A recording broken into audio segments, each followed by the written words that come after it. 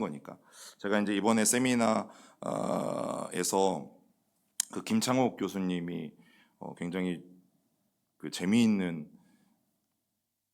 강연 중에 좀 재미있는 이야기를 해주셨거든요. 엄마들이 딱 두 종류가 있대요. 인상이 좋은 엄마가 있고 진상인 엄마가 있고. 그러니까 엄마들은 한번 고민해 보셔야 돼요. 나는 인상이 좋은 엄마인가 아니면 진상인 엄마인가. 우리 모두는 나는 인상이 좋은 엄마라고 생각할 거예요. 그죠? 예, 예, 겉으로는 이야기 안 해도 구분하는 방법을 알려주시더라고요. 자, 첫째, 인상이 좋은 엄마는 엄마가 밖에 이제 뭐 활동을 하시다가 집에 돌아오면 이제 그때 가정의 분위기가 훨씬 더 좋아지는 거예요.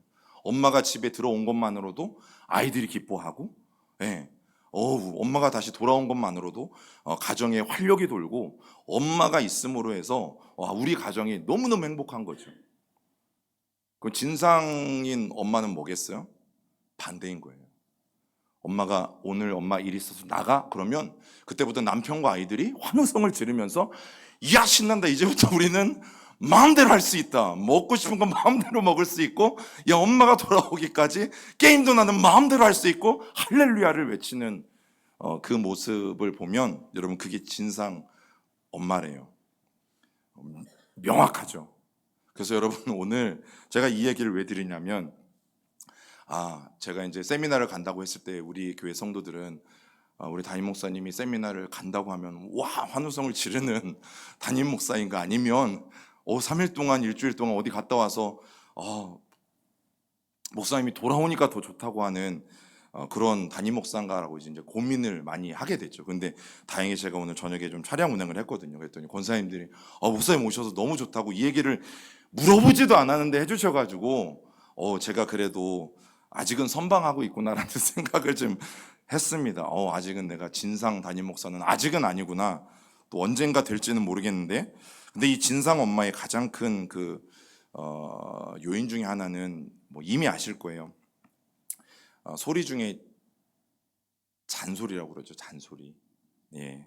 그래서 저도 웬만하면 잔소리를 안 하는 목사가 좀 되고 싶거든요. 그런데 회개에도 두 종류가 있는 걸 여러분 아십니까? 두려움에 기초한 회개가 있고 기쁨이 있는 회개가 있어요. 그럼 팀 켈러 목사님이 쓴 책 중에 내가 만든 시인이라는 곳에 보면 기쁨이 있는 회개와 기쁨이 없는 회개에 대해서 적어놓고 있어요. 근데 이 기쁨이 없는 회개라는 것은 여러분 우리가 두려움에 기초한 회개예요. 두려움에 기초한 회개가 뭐냐면 내가 이걸 하면 벌 받을 걸 알아요.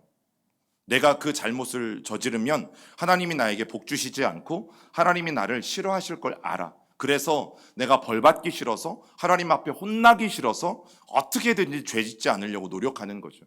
여러분 이것이 기쁨이 없는 회개, 두려움이 주는 회개. 그런데 이 기쁨이 없는 회개는 두려움에 기초하고 있기 때문에 결국에는 죄가 우리 가운데 찾아오게 되어질 때에 죄의 달콤한 위력에 넘어갈 수밖에 없다라는 거예요. 그런데 기쁨이 있는 회개는 뭐냐면 여러분 우리가 십자가를 생각할 때마다 예수 그리스도의 사랑이 너무나 귀한 것을 내가 알아서, 예수 그리스도께서 부활하시고 나서도 그 부활을 믿지 못하는 제자들을 계속해서 방문하시고 찾아가 주신 것처럼 나에 대해서도 여전히 하나님이 찾아와 주시고 나를 격려해 주시고 만나 주시고 그 부활의 주님을 믿을 수 있도록 끊임없이 나에게 말씀해 주시는 그 부활의 놀라운 사랑 때문에 내가 그 사랑 때문에 죄를 짓지 않는 거죠. 그러면 결국 그 사람이 하는 회개는 기쁨이 있는 회개가 되어지는 것이고 죄 자체를 미워하는 놀라운 힘이 생긴다라는 거죠.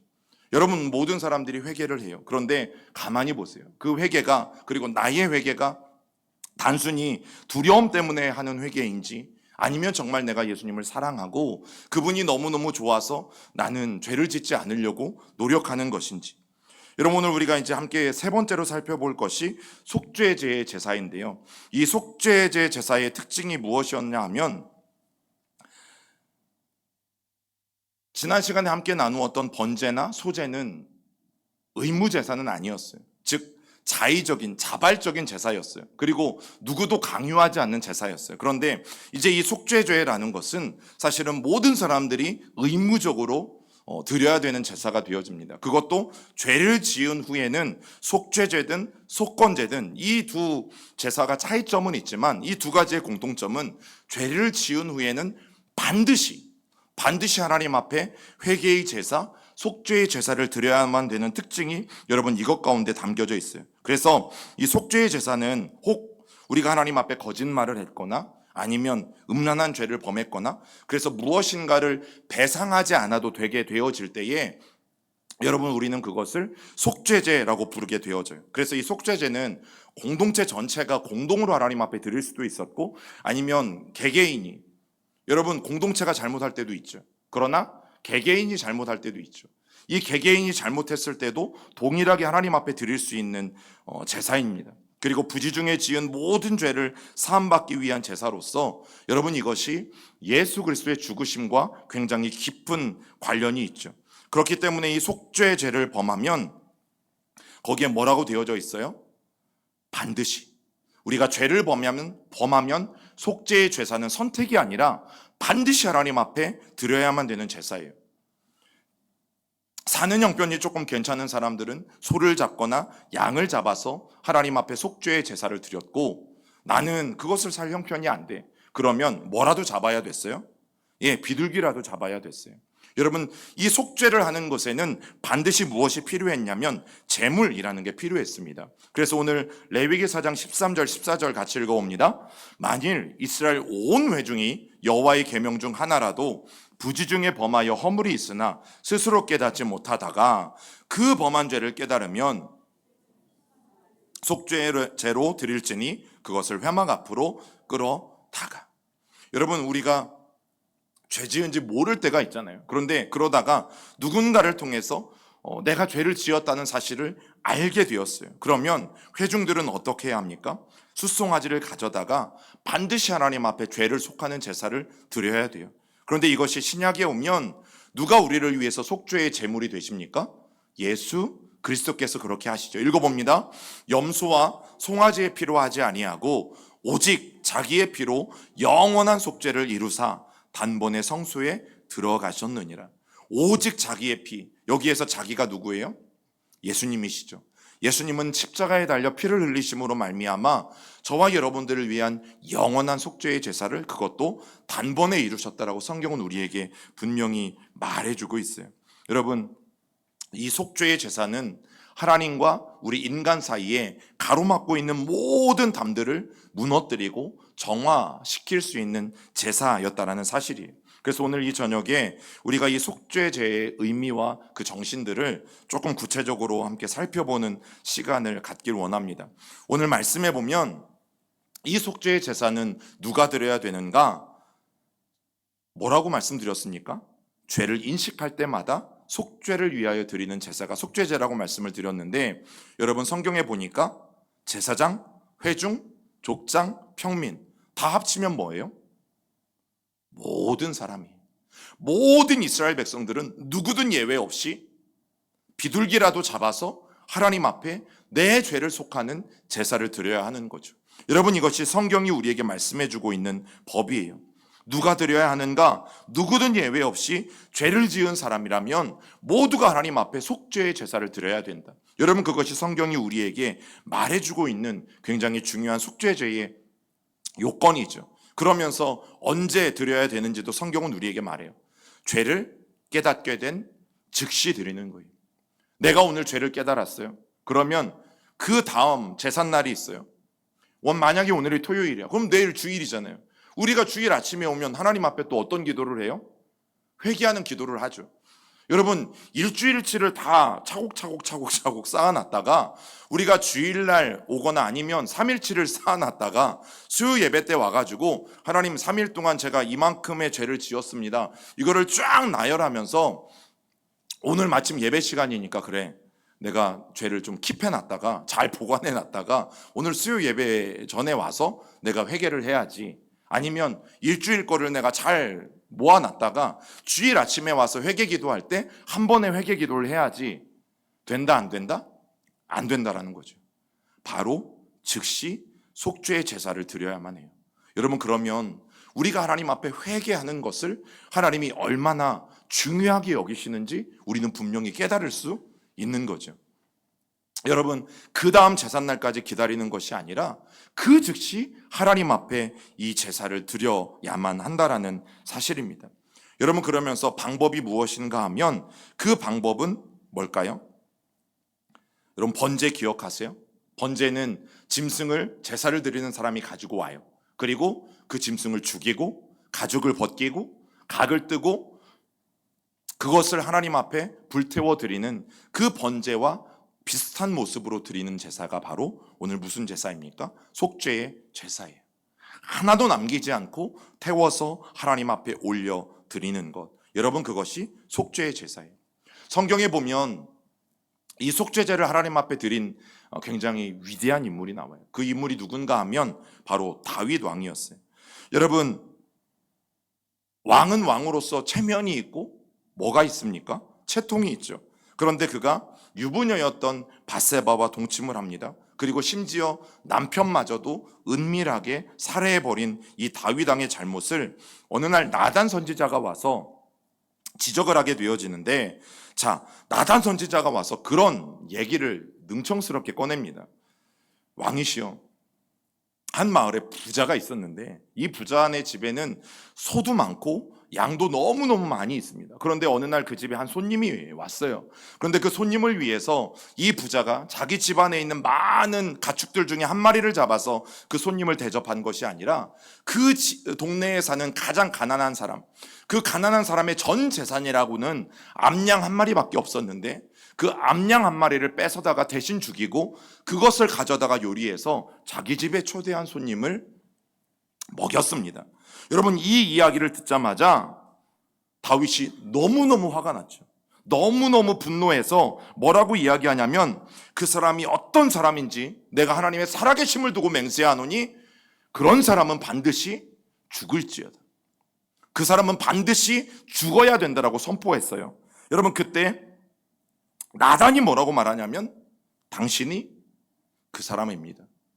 여러분, 비유적으로 표현했지만 결국에는 다윗의 죄를 깨닫게 하기 위해서 나단이 그 예화를 들은 거예요. 그런데 여러분, 그 자리가 어떤 자리였냐면 모든 신하들과 함께 있었던 자리예요. 공식 석상이에요. 그 공식 석상에서 나단이 와서 다윗에게 그 비유를 들면서 다윗, 당신이 그 사람이라고 많은 사람들 앞에서 선언해 버렸어요. 여러분, 그러면 이제 다윗은 선택을 할 수가 있죠. 왕의 신분으로서 뭘 할 수 있어요? 나단, 네가 어디서 감히 왕의 체면과 왕을 모욕하는 말을 하느냐? 어디서 와서 네가 거짓말을 하느냐? 당장 저 나단 선지자를 갖다가 옥에 가두거나 뭐 하라고 할 수 있어요? 네, 당장 데려다가 처형하라고 말할 수 있는 거죠. 그런데 그 이야기를 들은 다윗은 뭐라고 합니까?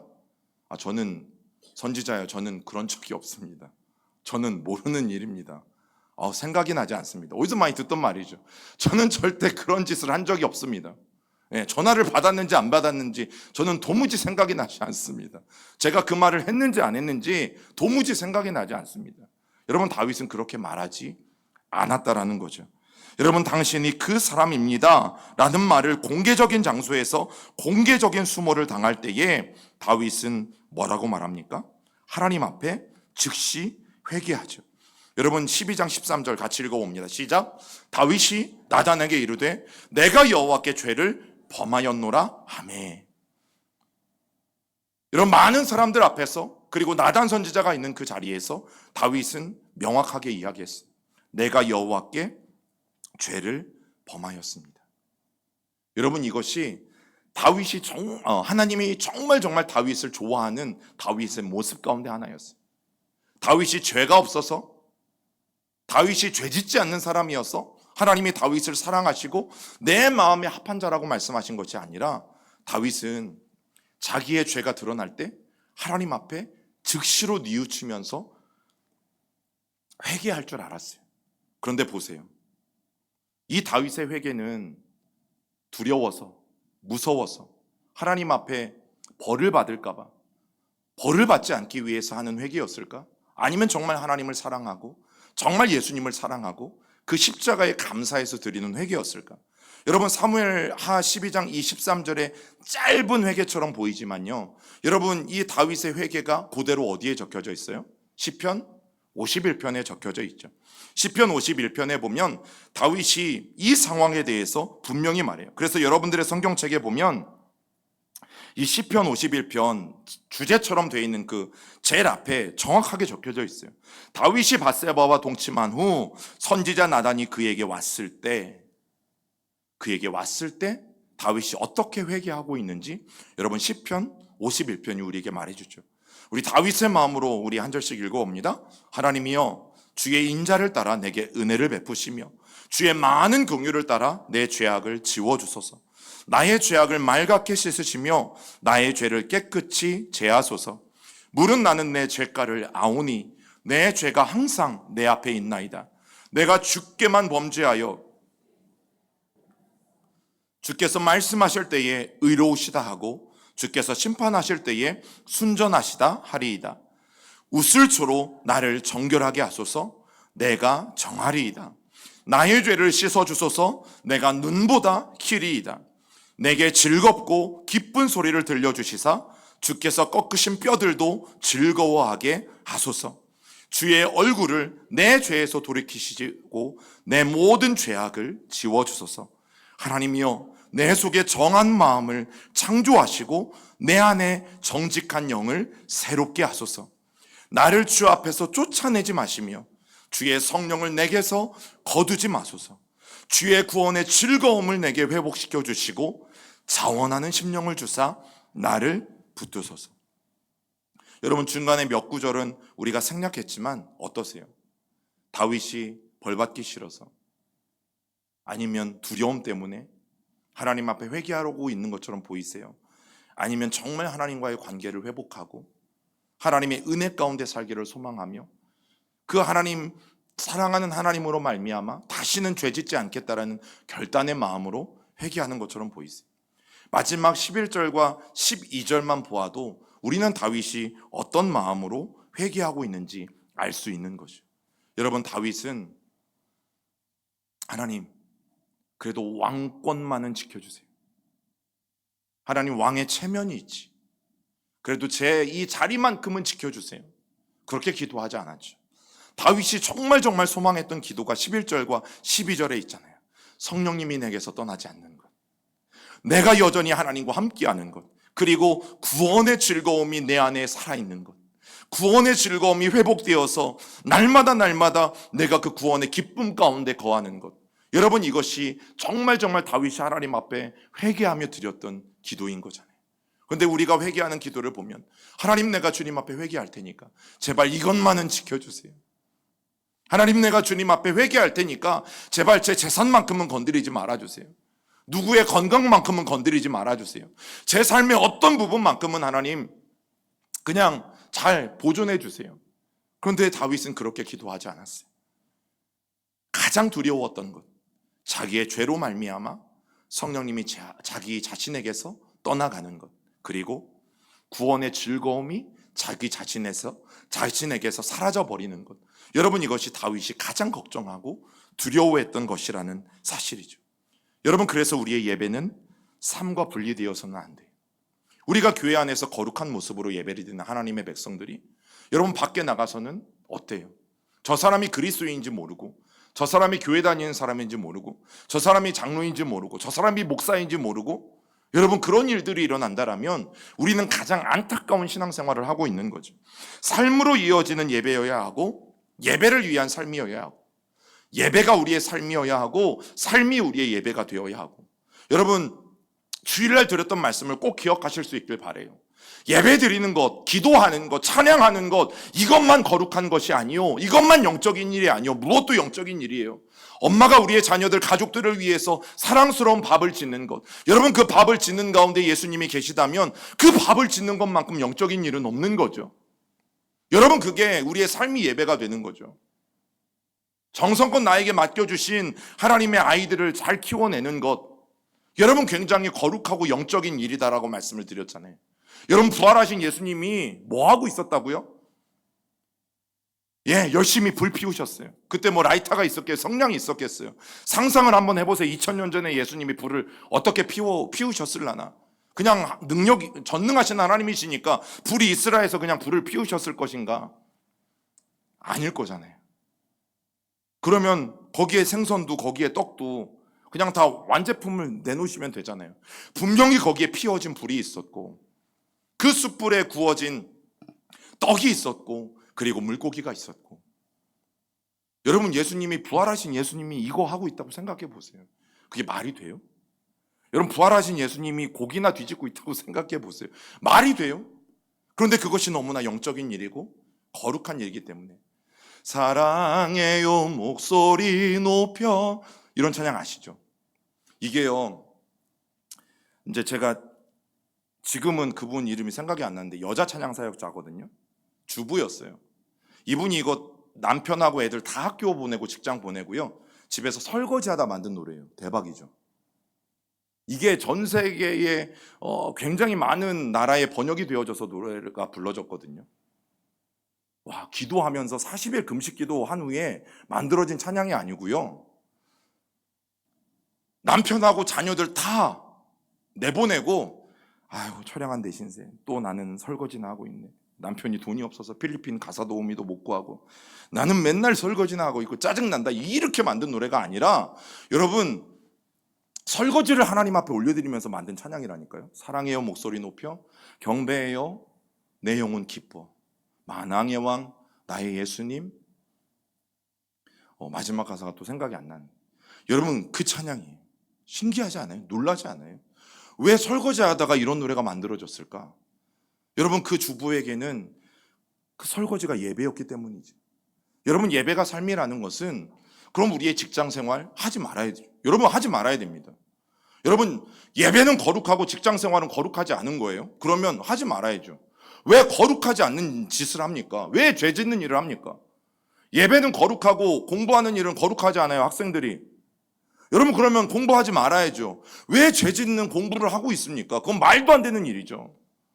여러분, 우리 그리스도인들은 내가 하나님께서 나에게 맡겨주신 사명, 공부든 아니면 직장 일이든, 여러분, 그것이 거룩하고 영적인 일이라는 사실을 분명히 기억하고 예배의 생활의 예배화가 되어야 되죠.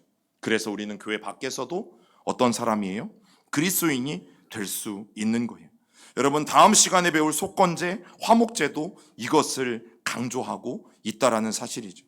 오늘 우리가 이 말씀을 기억하면서, 만약에 여러분, 우리가 죄 지을 수밖에 없는 직업을 갖는 사람들도 있죠.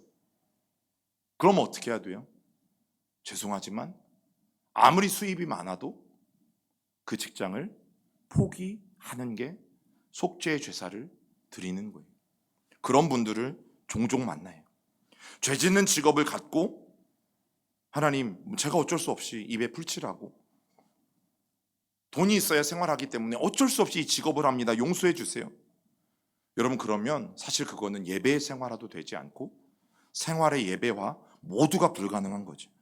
물론 하나님께서는, 저는 만약에 이분들이 좋은 결정을 할 때에 하나님께서 분명히 귀한 직업으로 또다시 인도해 줄 것을 믿어요. 그리고 그런 결정을 하는 분들을 종종 만나옵니다. 여러분, 왜냐하면 하나님께서 그런 사람들을 너무나 사랑하시기 때문이죠. 내가 지은 죄, 오늘 성경은 뭐라고 말합니까? 하루를 넘겨라? 아니요, 즉시 회개해야 돼요. 그래서 이 저녁 예배 같은 시간이 중요한 이유가 뭐냐면, 여러분들은 교회에 오시면 제일 먼저 뭐 합니까? 앉으셔가지고 제일 먼저 뭐 하세요? 기도하시죠. 어떤 내용의 기도를 하세요? 네. 어떤 내용의 기도를 하세요? 기도 안 하세요? 네. 여러분, 우리가 보통은 그런 기도를 하잖아요. 하나님, 오늘도 인도해 주신 것 감사하고, 그리고 그렇게 하신 하나님을 찬양하고, 그리고 하나님 앞에 내 죄를 회개하잖아요. 그런데 이렇게 회개 기도를 하시는 분이 있어요. 하나님, 내가 지은 모든 죄를 회개하여 주시옵소서. 여러분, 이건 회개 안 한 거예요. 회개 안 한 것과 똑같습니다.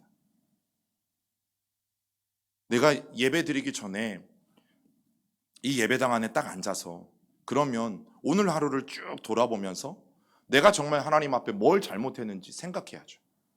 그리고 하나님께서 생각나게 해달라고 기도해야죠. 여러분, 하루도 마찬가지예요.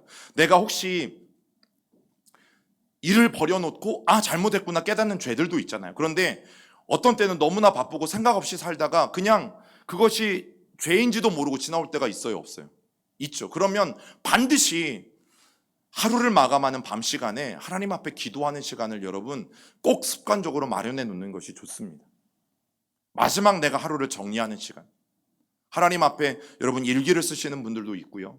또 저녁에 묵상하시는 분들도 있는데 여러분 그렇게 시간을 통해서 하루를 돌아보셔야 되죠. 그리고 내가 이 하루를 살아오면서 하나님 앞에 지은 죄가 없는지 하나님께서 생각나게 해주시도록 기도하고, 그것이 생각으로 지은 죄든 그것이 우리의 말로 지은 죄든 우리의 손으로 지은 죄든 우리의 발로 지은 죄든 우리가 돌아보면서 잠들기 전에 내가 하루의 모든 죄들을 주님 앞에 고백하고 회개하고 나가는 것, 여러분 그것이 오늘 속죄의 제사가 우리에게 알려주는 중요한 예배의 의미예요. 그래서 여러분 예배를 드릴 때 여러분 교회 안에서 어떤 종교적인 일들을 할 때 우리가 가장 먼저 기도를 하잖아요. 근데 그 기도 안에는 꼭 뭐가 들어가 있어요? 회개의 기도가 들어가고 있어요. 왜냐하면 회개 없이 하나님 앞에 나가는 것은 불가능하기 때문에 그렇습니다. 우리가 하나님 앞에 진심 어린 회개 없이 주님을 만나는 것은 불가능하기 때문에 그렇습니다. 여러분 그렇게 생각하시면 돼요. 회개하지 않으면 하나님과 나 사이에 늘 뭐가 가리워져 있는 거예요? 죄가 가리워져 있는 거죠. 여러분 우리는 그 사실을 잊으면 안 돼요. 그래서 우리는 하나님 앞에 하나님 오늘 하루에 지은 모든 죄를 회개하여 주시옵소서. 이것은 뭐다? 회개가 아니라는 것을 우리는 분명히 기억하고 하나님 앞에 진중하게 하루를 돌아볼 수 있는 이 시간이 될 수 있어야 돼요. 여러분 오늘 이 시간도 마찬가지. 하나님 내 모든 죄를 사해 주세요. 아니요. 오늘 우리가 찬양하고 같이 기도할 텐데 하루를 좀 돌아보세요. 하나님의 은혜 가운데 내가 잘 살아왔는지, 그리고 내가 하나님 앞에 숨은 죄, 나도 알지 못한 채 내가 지었던 그런 죄들은 없는지 돌아보시고, 오늘의 죄는 언제요? 오늘이 가기 전에. 오늘 내가 지은 죄는 오늘이 가기 전에 반드시 하나님 앞에 회개하고, 그래야지만 우리에게 유쾌하게 되는 날이, 새롭게 되는 날이 임한다라고 성경은 말씀하고 있죠. 여러분 하나님 앞에 나아가세요. 주저함 없이 나아가시고 두려움 없이 나아가시고, 왜냐하면 이미 예수 그리스도의 보혈로 저와 여러분들을 초청하고 계시기 때문이죠. 우리 같이 오늘 이 밤에 찬양하고 기도하겠습니다.